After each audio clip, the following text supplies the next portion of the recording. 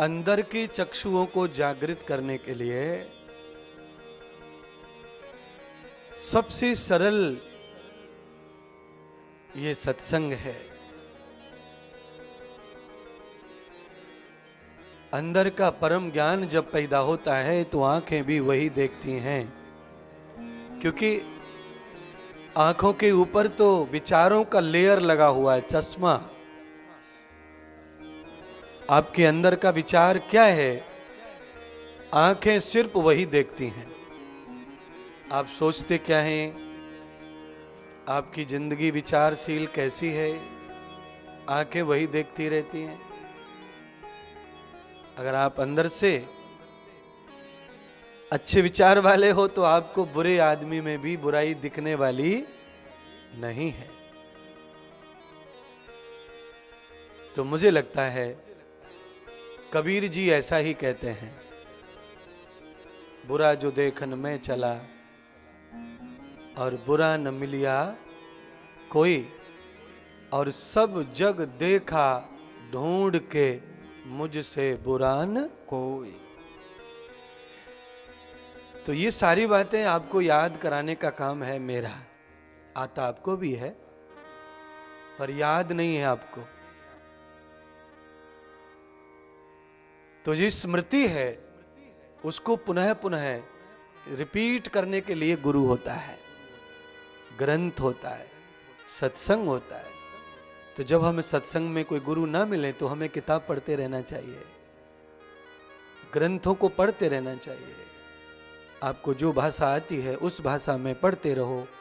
आधा घंटा, 15 minute, 2 minute, 5 minute, एक श्लोक भी रोज पढ़ो, उससे भी एक चौराहे का रास्ता साफ हो जाएगा। पर आपने क्या है, किताबें घर में रखी हैं, रामायण भागवत, पर उनको दीमक खा रही है, उनको जरे माकरे लग गए हैं। खोलने के लिए कोई और महात्मा आएगा तब खुलेगी किताब। तो केवल ग्रंथ घर में रखने से नहीं, ग्रंथ का तो उपयोग करना चाहिए। हिंदू धर्म की सबसे बड़ी समस्या यही है कि हिंदुओं से खाली पुजवा लो कुछ भी, बस इनसे कर्म मत करवाओ कुछ। अगर मैं कोई आर्टिफिशियल रेडीमेड आपको कुछ कलाकारी दिखाऊं तो आपकी जेब जो है ना फट मरेगी, मेरे लिए रुपया बरसाएगी। महाराज हमें भी दे दो हनुमान, रेडीमेड ऑफर होना, बस जनता पूरी बैठी है लेने के लिए। कर्म ना करना पड़े। जिस दलदल में अपन फंसे हैं उसमें से निकालो मत महाराज, इसमें बहुत अच्छा लग रहा है पर महाराज आपके शरीर में जब तक थोड़ी जवानी है तब तक दलदल अच्छा लगता है। आप जानते होंगे दल दल किसको कहते हैं, सब जानते हैं। एक दल से दूसरे दल में प्रवेश होने को ही दल दल कहते हैं। पहले आप कहाँ थे, एक दल अपने मम्मी पापा के घर में लड़की टाइप, फिर आप दूसरी पार्टी में चली गई, फेरे ले ली अग्नि के, पत्नी टाइप हो गई आप। तो आपने पार्टी बदल दी, पहली पार्टी थी अलग, अब दूसरी पार्टी, उसको हिंदुस्तान में दल बोलते। कांग्रेस दल, बीजेपी दल, तो नेता इधर उधर होते रहते। कांग्रेस वाले कभी बीजेपी में घुस जाते हैं, कभी बीजेपी वाले कांग्रेस में घुस जाते हैं। तो उसको जो धर्मात्मा आचार्य हैं वो कहते हैं ये राजनीति जो है दल दल है, क्योंकि यहाँ दल बदल है। और जो दल बदल करता है उसका विश्वास भी कम हो जाता है। लोग विश्वास नहीं करते, ये अपनी पार्टी का नहीं हुआ तो हमारा क्या होएगा। तो आपके ऊपर भी ऐसा ही लोगों का, आप तो जबरदस्ती ही जी रहे हैं एक दूसरे के साथ। विश्वास की तो खूब कमी है। पर तोकू और न मोकू ठौर, हमारी ब्रज भाषा में ऐसा बोलते हैं, समझे नहीं होंगे ना। हिंदी में बोलते हैं। हिंदी में इसको कहते हैं कि तुझके तेरे लिए कोई और जगह नहीं है और मेरे लिए भी नहीं है, जाएं तो जाएं कहाँ। घर लौट के जाएं मम्मी के यहाँ तो वहां तो पहले से टेंशन है, भाभी तकलीफ देती है, तो इसीलिए पति की तकलीफ भी ठीक है। तकलीफ में रहना है तो फिर गुलामी में नहीं रहे, भाभी की गुलामी ज्यादा होती है, भाई के यहाँ टेंशन में रहना पड़ेगा। पति चाहे जैसा भी हो, पत्नी जैसी भी हो, उन दोनों की जो गुलामी है वो बहुत कम है। शादी के बाद मायके की जो गुलामी है वो बहुत भयंकर होती है। तो इसीलिए हमारे ब्रज में कहते हैं कि तोकू और नमोकू ठौर। ठौर माने जगह। पत्नियां ऐसा कहती हैं, गुस्से में आ जाती हैं तो फिर वो मायके जाती नहीं है, सीधा रेलवे की ट्रैक पे जाती हैं। हमारे भारत में आप जब भी आएंगे भारत में तो आपको अखबार में एक आध खबर तो मिल ही जाएगी 15 दिन में कि गुड्डी आत्महत्या कर गई रेल के नीचे। क्यों कर गई? क्योंकि पति से अब जमती नहीं और मायके वाले स्वीकार करते नहीं है, तो मौत ही दिखाई देती है। तो आपके जीवन में ये घटना कभी ना आए, उसके लिए हर समय हमें अंदर के ज्ञान चक्षु को खोल के ही दुनिया को देखना है। ये आंखें धोखा खाती रहती हैं। कितना धोखा खाती है महाराज आंख, कितना बता ही नहीं सकता। बाल अंदर चला गया, खा गए, गले में अटक गया, इतना धोखा खाती है। कॉकरोच पिज्जा में चला गया, दिखा ही नहीं, इतना धोखा। लड़की देखने गए थे सगाई के लिए, लड़के के लिए 10 लोग खूब माल मारे, काली चाय, पीली चाय, हरी चाय, सब चाय पी वहां, नाश्ता। सबने लड़की को अलग अलग देखा। 10 लोगों ने लड़की को पास किया,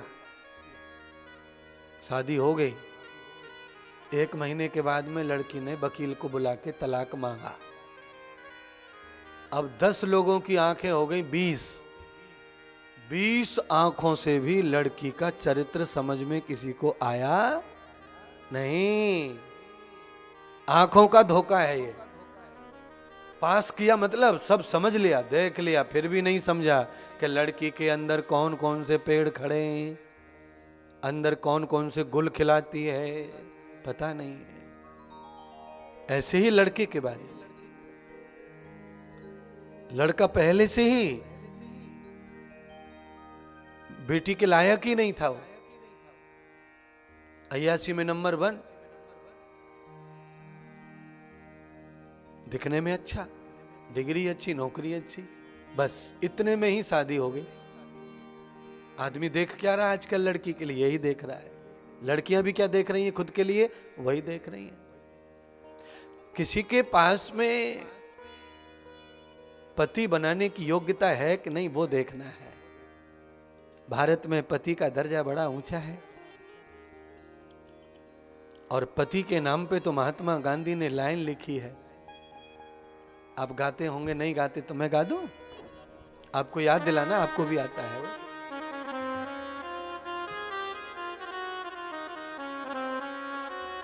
हाँ, ये स्वर आपने समझ लिया ना। ये महात्मा गांधी राष्ट्रपिता, उन्होंने अपनी बुद्धि से राम जी के बारे में लिखा, रघुपति राजा राम। दोबारा बोलो फिर से, दूसरी बार भी आया लाइन में, पतित पावन सीताराम। एक लाइन में 2 बार पति राम को कहा। रघुपति, रघु राम जी के दादाजी का नाम है। रघुकुल रीत सदा,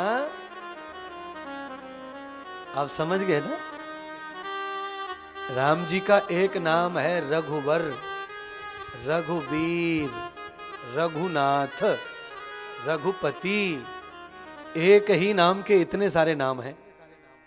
कुल की वजह से राम के ऐसे नाम हैं, कुल में पितरों की वजह से। राम जी के जो 7 पीढ़ी पहले दादा थे, जिनका नाम था रघु, ऐसे वंश में राम का जन्म हुआ, जिनके यहां वचन की इतनी कीमत कि वचन दे दिया गुरुदेव को, विश्वामित्र को, तो हरिश्चंद्र बिक गए, पर गुरु को खाली हाथ नहीं जाने दिया। तो जिनके पिता दादा ऐसे हों कि साधु के वचन के लिए, गुरु के लिए अपने पूरे राज्य को खपा दिया और खुद बिक गए। शमशान में मेहतर के घर पानी का काम करते थे हरिश्चंद्र, पर पीछे नहीं लौटे, मुकरे नहीं वचन से।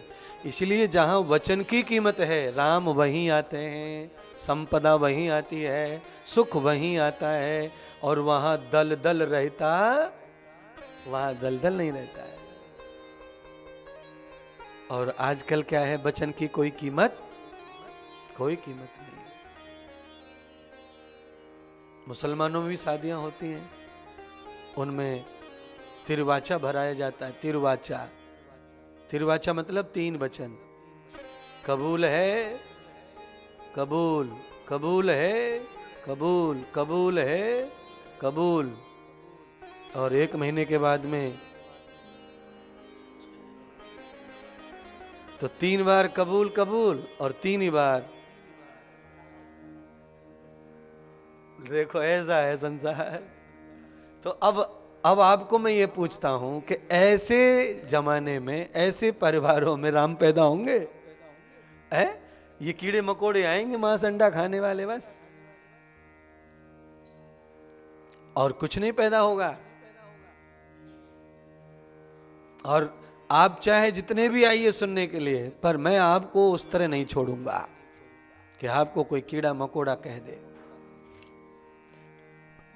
आपके फोटो में, आपका कोई फोटो खींचे तो उसमें आपका चित्र देख करके कोई भी व्यक्ति बता सकता है कि यह इंसान का ही चित्र है,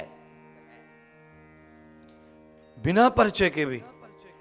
आप दुनिया के किसी भी देश में अपना फोटो बता देना तो लोग कहेंगे हाँ ये आदमी का फोटो है, ये लेडीज का है, दिख रहा है, यानी ये मनुष्य है। पर मनुष्य के अंदर वो तो अच्छा है कि ये मोबाइल एक्सरा नहीं करता, खाली चमड़ी का ही खींचता है। अगर मोबाइल एक्सरा कर लेना तो जितने चेहरे पे सुंदरता अपन ने सजाई है, इसकी बेइज्जती एक्सरा करता है।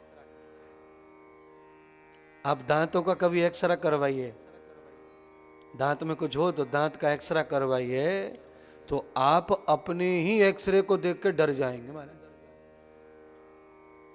और आपने पूरे चेहरे का फोटो करवा लिया एक्सरा में, तो फिर आप बिल्कुल डेफिनेट डरेंगे। आपका अंदर का खेल इतना खतरनाक आता है। पर भगवान कितने दयालु हैं, आपकी अंदर की सारी बुराइयों को भगवान ने बाहर से लेयर लगा के, प्लास्टर मार के, और बढ़िया कंपनी का कलर मार दिया है, चमड़ी के रूप में अच्छा कपड़ा पहना दिया है। तो महाराज ये कपड़ा लत्ता ये सब आप बॉडी के बारे में बता रहे हैं, ये कहीं लिखा है कि आप अपनी तरफ से ही कह रहे हैं? लिखा है? कहाँ लिखा है महाराज बताओ? गीता में लिखा है, वासांसि जीर्णानि यथा व्याय। अर्जुन, तेरे गुरु द्रोणाचार्य, कृपाचार्य, भीष्म ये मरे नहीं हैं, इन्होंने कपड़ा बदला है। वासांसि जीर्णानि, जीर्ण, इनके कपड़े पुराने धुराने हो गए भाई, जीर्ण शीर्ण हो गए, बासे, कलर फीका हो गया इनका, इसीलिए मैंने इनका कलर बदल दिया, नया कपड़ा पहना दिया मैंने इनको। ये चोला वापिस ले लिया और नया चोला दे दिया। इनकी मृत्यु नहीं हुई है, इसलिए शोक दुख रोने की कोई जरूरत नहीं है।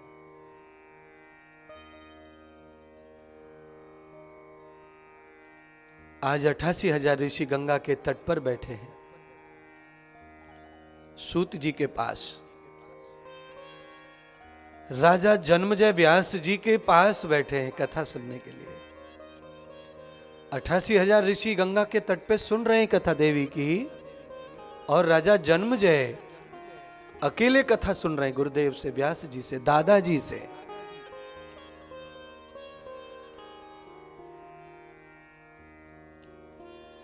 ओहो, आज की माता कौन सी है? स्कंद माता है।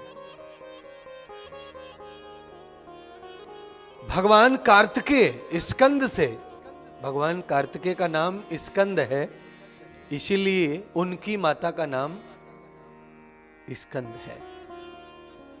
पुत्र की वजह से मां की पहचान।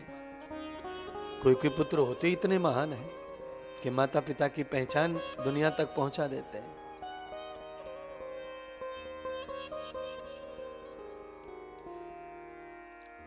कथा प्रारंभ हो गई। 3 जगह कथा चल रही है महाराज इस कथा किताब में। एक जगह ऋषि मुनि कथा सुन रहे हैं देवी की, एक जगह राजा अपने पितरों के कल्याण के लिए कथा सुन रहे हैं, अपने पिताजी की इच्छा पूरी कर रहे हैं, और पुत्र ऋण से उऋण होने के लिए कथा सुन रहे हैं। प्रत्येक माता पिता के जीवित ही औलाद को कम से कम 3 बार उन्हें कथा सुना देना चाहिए। जीवित माता पिता को अगर हम 3 बार कथा सुना देते हैं तो उनके लिए इंतजार नहीं, फिर जीवित में ही निश्चित हो जाता है कि माता जी का कल्याण हो गया। एक कथा कभी भी कर लो, दूसरी कथा श्रावण के महीने में, और तीसरी अधिक मास में। ये 3 कथा कंटिन्यू सुन लो आप, 3 कथा कर लो आयोजन, आपका 3 कथा के बाद कल्याण निश्चित बताया है पुराणों में, ग्रंथ में।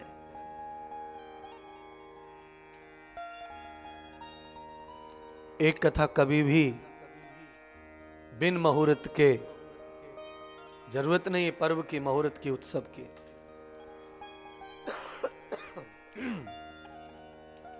दूसरी कथा श्रावण में, और तीसरी कथा फिर से एक बार समझ लें अधिक मास में, पुरुषोत्तम मल महीने में। ऐसे ही 3 बार कथा सुनी थी गौकर्ण महाराज ने। तो पहली कथा उन्होंने अपने भाई के लिए करवाई।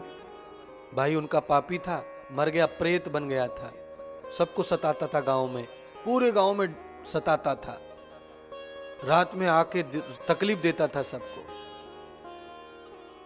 तो मरे हुए आदमी, घर वाले, परिवार के लोग मरने के बाद अगर तुम्हें बार बार दिखें तो श्रीमद् भागवत कथा का जल्दी आयोजन करो और उनका चित्र आदि रखकर कथा श्रवण करो।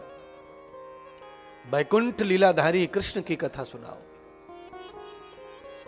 मोक्ष की कथा सुनाओ, मुक्ति की कथा सुनाओ। जैसे बालक ऊधम करते थे पहले तो माएं कथा सुनाती थी, बालक ऊधम करना बंद कर देते थे। ऐसे ही अब माएं नहीं कथा सुनाती, अब साधु महात्मा बचे हैं सुनाने के लिए। अगले 15 साल में ये भी बंद होने वाला है, नहीं रहेंगी कथाएं, सुनाने की प्रक्रिया समाप्त हो जाएगी। वो तो अच्छा है कि भरत जी की उम्र 60 साल है, इसलिए कथा का आयोजन हो गया है।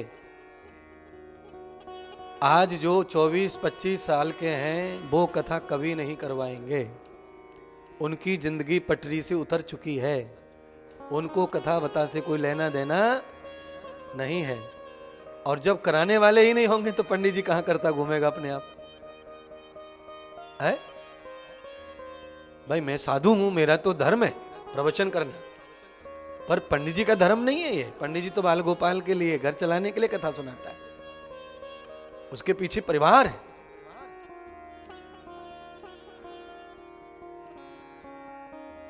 अगले 20 साल का मैंने घोषणा कर रखी है और ये पक्का है। जिस तरह हमारे बाल गोपाल पढ़ रहे हैं, शिक्षित हो रहे हैं, और ये जो शिक्षा है, ये शिक्षा आपको धर्म से जुड़ने नहीं देगी। ये शिक्षा पद्धति इतनी डेंजर है। आपको केवल मशीन बना के रख दिया है शिक्षा ने, केवल मशीन। आप सिर्फ काम कर सकते हैं, वो भी किसी की नौकरी, किसी का कुछ। पूरी तरह गुलामी में जी रहे हैं सब। बोलिए, पति पत्नी दोनों ही नौकरी पे जाते हैं, घर में ताला, दोनों ही कमा रहे हैं।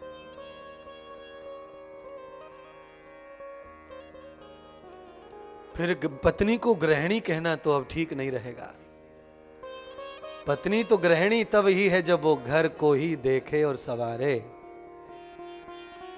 अगर वो सेठ जी के यहाँ, बनिया के यहाँ ऑफिस में जा रही है, कंप्यूटर पर बैठ के अकाउंट संभाल रही है, तो फिर वो गृहिणी कम। फिर उसके बच्चे भी कल्पना इच्छा जैसे नहीं रहेंगे, नुकसान होगा। तो हमारे यहां पार्टनरशिप का मतलब ही यही है। शादी क्यों करना चाहिए था? इसीलिए करना चाहिए कि पति बाहर कमाए और पत्नी घर चलाए, लक्ष्मी घर चलाए। विष्णु की पत्नी लक्ष्मी जो है बाहर काम पे नहीं जाती, पर विष्णु भगवान घर में जाके कोई भी अकल देते नहीं है। घर के सारे काम लक्ष्मी संभालती हैं और बाहर के सारे काम विष्णु संभालते हैं।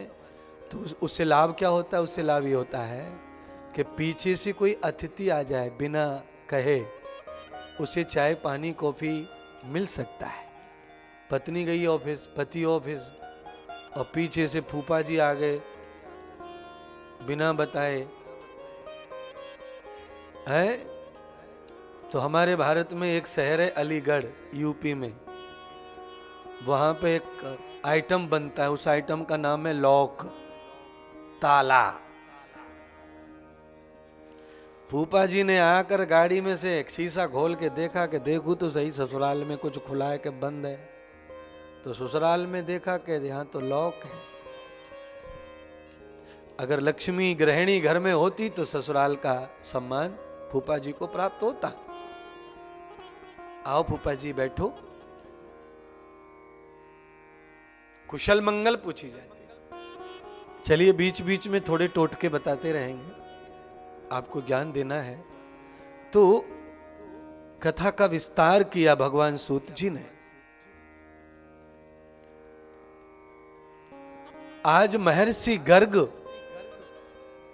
ज्योतिष के महान विज्ञान प्रकांड पंडित महर्षि गर्ग भगवान कार्तिकेय के पास गए और उनसे पूछा, हे प्रभु, आप ये बताइए कि आपकी जो मां है वो आदि शक्ति हैं, उनकी क्या महिमा है?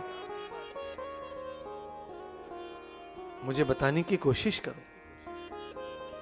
तो भगवान कार्तिकेय गर्ग ऋषि को कथा सुना रहे हैं देवी की, अपनी मां के चरित्र का वर्णन कर रहे हैं।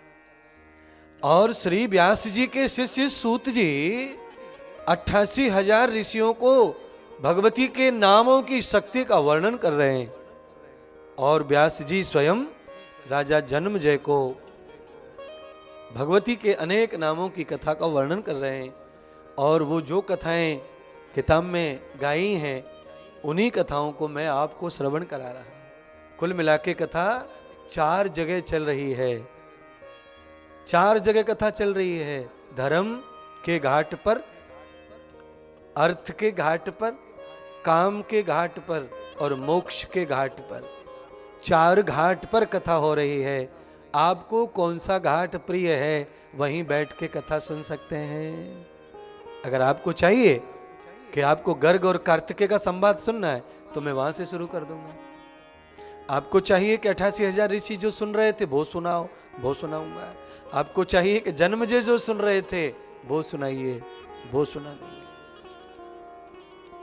त्रविधस्तरूपम न वेदितो कथनम।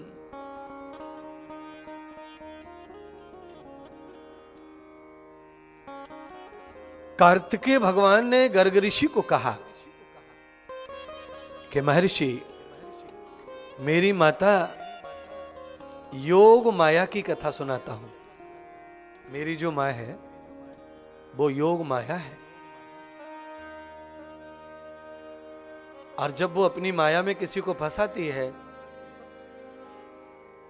तो आदमी जो है कोमा में चला जाता है, यानी निद्रा आ जाती है उसको, वो सो जाता है। अब आप बताइए 80 की स्पीड पे या 100 की स्पीड पे कार चल रही और ड्राइवर को नींद आ जाए तो क्या हो सकता है। और मेरी माता के उस नाम से, उसके प्रभाव से कोई बच नहीं सकता, कोई। तो गर्ग ऋषि ने कहा ब्रह्मा भी नहीं, कार्तिकेय ने कहा नहीं, शिव नहीं, विष्णु नहीं। तो विष्णु तो मायापति है, वो कैसे नहीं बच पाए। तो कार्तिकेय भगवान कथा विस्तार करते हैं और गर्ग ऋषि का जो शंका है उसका समाधान करते हैं। अरे महर्षि, प्रलय हो गया सृष्टि का, सृष्टि जलमग्न हो गई। पूरी सृष्टि पर, भूखंड में 3 लोक, आकाश लोक, धरती लोक, पाताल लोक और 14 भवन परत हैं ऊपर। आकाश में 7 परतें और धरती के नीचे भी 7 लोक हैं। 14 भुवन 3 लोक में विष्णु भगवान की सत्ता चलती है।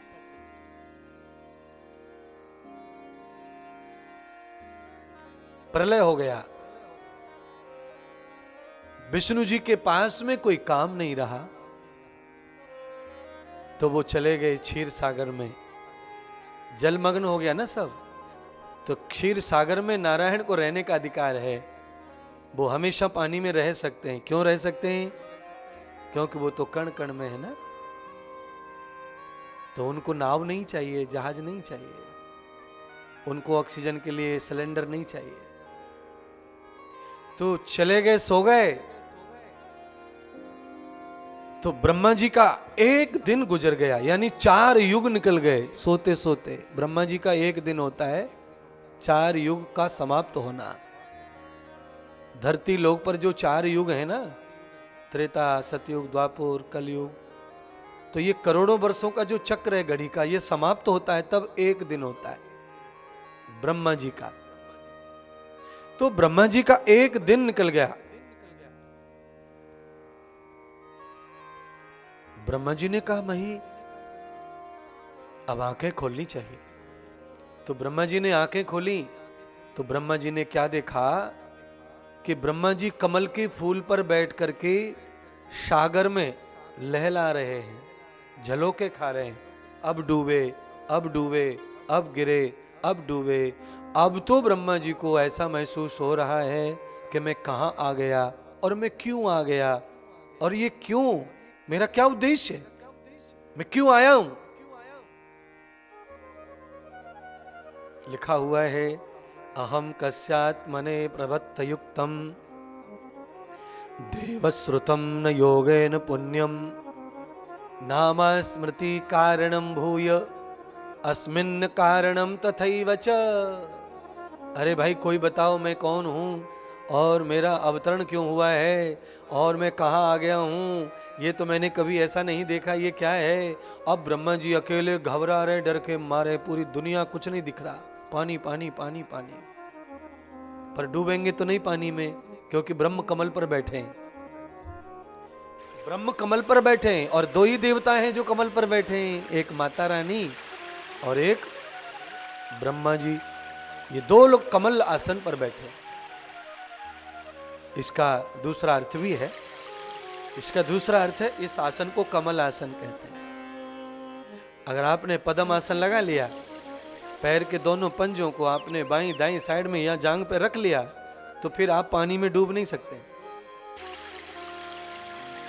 पद्म आसन में अगर आप बैठना जानते हैं तो पानी में तैरने की जरूरत नहीं पड़ती है। क्यों नहीं पड़ती है? क्योंकि पानी का जहाज, नाव वगैरह जो बनती हैं वो नीचे से ऐसे गोल आकार बनती हैं, ऐसे। जब हम पलाटी मारते हैं, पद्मासन मारते हैं, तो हमारे नीचे का जो बॉडी है, सीट है, वो उसका आसन ये घुटनों का से ये हो जाता है, ये ऐसे हो जाते हैं। तो फिर आप पानी में डूबते नहीं, पद्मासन में। तो ब्रह्म कमल का मतलब है ध्यान के आसन में ब्रह्मा जी बैठे हैं, ऐसा आपको समझना पड़ेगा। एक तो वो फूल है कमल, वो तो बॉडी को सहन करना कठिन है, पर उसका अर्थ यह है, ब्रह्म कमल माने ध्यान आसन, पद्म आसन, मुक्ति आसन, ब्रह्म आसन, भजन का आसन।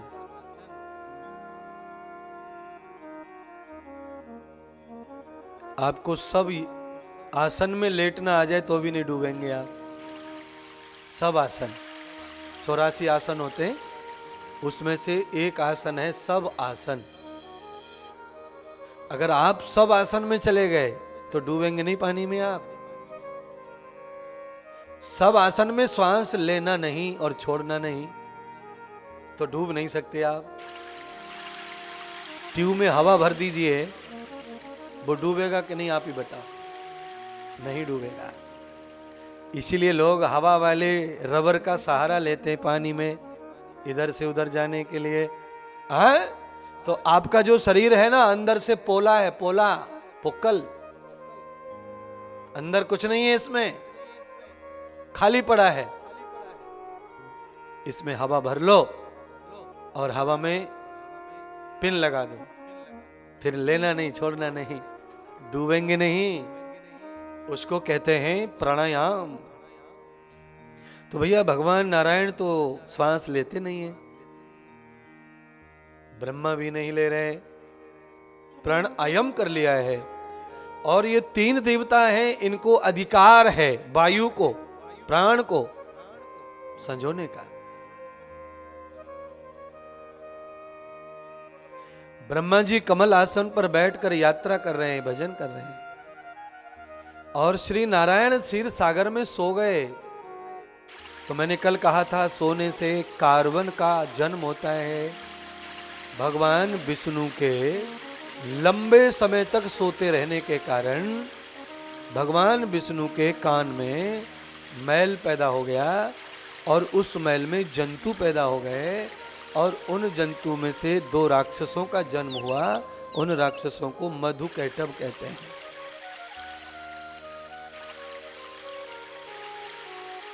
कान में जंतु पैदा हो जाते हैं और वो राक्षस ही हैं।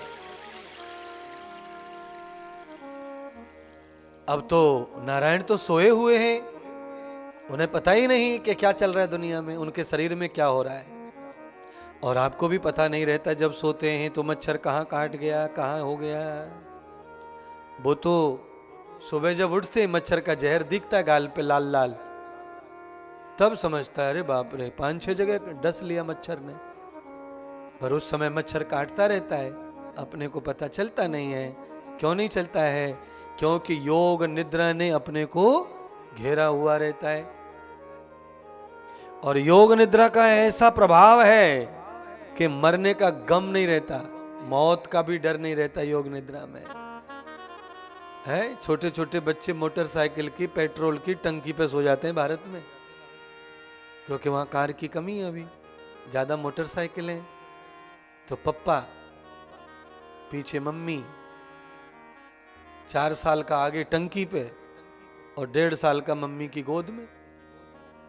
चल दी कार, 2 पहिए की गाड़ी पे 5 सवारी जा रही है भारत में, और यहाँ 4 पहिए की में एक ही आदमी घूम रहा है। तो थोड़ा फर्क है, थोड़ी धन की अभी कमी है भारत में। आ रहा है लाइन पे धीरे धीरे, कार आ रही है, गाड़ी घोड़े सबके पास आ रहे हैं।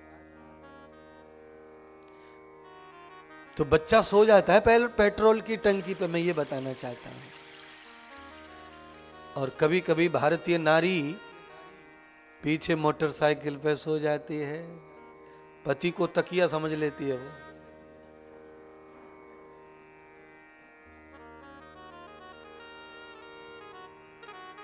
सो जाती हैं, बहुत बड़े बड़े हादसे हो जाते हैं।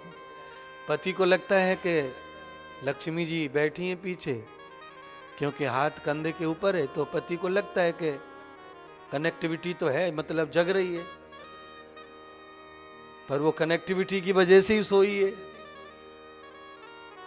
तो हमारे यहाँ रोडों में खड्डे भरपूर पाए जाते हैं, तो मोटरसाइकिल ऐसी अचानक खड्डे पे कूदी तो पत्नी सीधी रोड पे। तो कहने का अर्थ है, ये समझाने के लिए मैं ऐसी बात बता रहा हूं। इसमें थोड़ा भारतीयता भी दिख रही है और आप हकीकत भी है और समझ में आ रहा है। नींद जब आती है तो आदमी को मृत्यु का भी भय रहता, ये बताना चाहता हूं मोटरसाइकिल का उदाहरण देकर। मृत्यु टल जाती है, मृत्यु दूर दिमाग से चली जाती है, डर खत्म हो जाता है नींद में। इसीलिए रात में कम से कम 6 घंटे 7 घंटे अच्छी नींद आनी चाहिए, तो आदमी रिफ्रेश हो जाता है। जितना भी टेंशन है, डिप्रेशन है, वो खत्म हो जाता है। दिन भर की प्रॉब्लम डिलीट हो जाती है, तो कल के लिए ऊर्जा, जवानी आ जाती है। और अगर रात्रि में भी वही साइकिलिंग हो रहा है तो सुबह आदमी बीमार उठता है, दिन भर बीमार रहता है, फिर दूसरे दिन भी वही, तीसरे दिन भी, तो फिर वो एंजाइटिक हो जाता है, फिर वो साइकोलॉजिकल बीमार हो जाता है, फिर वो पागल हो जाता है, फिर वो मौत को चुनने लगता है। इसीलिए हम सबको चाहिए कि हम हमेशा फ्रेश रहें, तो जगें भी और सोएं भी, पर टाइम फिक्स करें। जगने का, सोने का, कमाने का, खर्च करने का, भजन का, सबका टाइम फिक्स कर लो।